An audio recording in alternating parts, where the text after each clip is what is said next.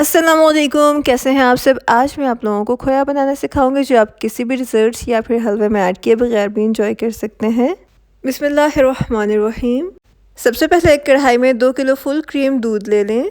दूध को हमने बहुत देर तक बॉईल करना है, तो आप ऐसी ही केटल या चम्मच यूज़ करें जिसको आप इजीली मूव कर सकें। और कोशिश करें कि कढ़ाई के किनारों पे दूध ना लगे, अदरवाइज़ आपके खोए में से एक जला हुआ टेस्ट आ सकता है।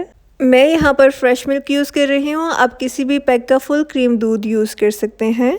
2 किलो दूध में से तकरीबन 1.5 किलो दूध बच गया है, जिसका मतलब कि दूध काफ़ी अच्छे तरीके से पक गया है। और अब मैं इसमें ऐड करूँगी 1 टेबलस्पून मिल्क पाउडर।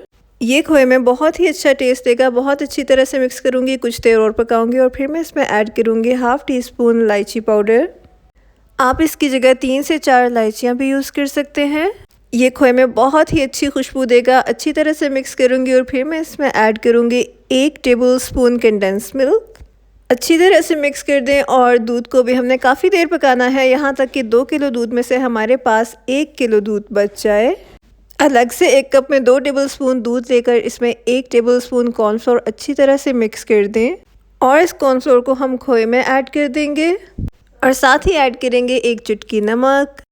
अच्छे से मिक्स कर दें और अब ये खोया थिक होने में ज़्यादा टाइम नहीं लेगा, बिकॉज़ इसमें कॉर्नफ्लोर ऐड हो चुका है।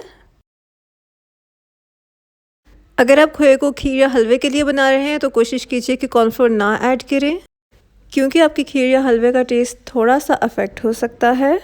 और हमने ये खोया ऐसे ही इंजॉय करना है, ये हम किसी खीर या हलवे के लिए नहीं बना रहे, तो हमने इसमें कॉर्नफ्लोर ऐड कर दिया जो इसको बहुत अच्छे से थिक भी कर देगा और इसकी क्वांटिटी भी थोड़ी ज़्यादा हो जाएगी। अगर आप कॉर्नफ्लोर ना ऐड करें तो तब भी खोया बेहतरीन बनता है। उससे ये होता है कि क्वांटिटी थोड़ी सी कम होती है और टाइम थोड़ा सा ज़्यादा लग जाता है। खोया बहुत बेहतरीन तैयार है। इसको मैं एक खुली प्लेट में सर्व करूँगी और गार्निशिंग के लिए मैं यूज़ करूँगी पिस्ता एंड अखरोट।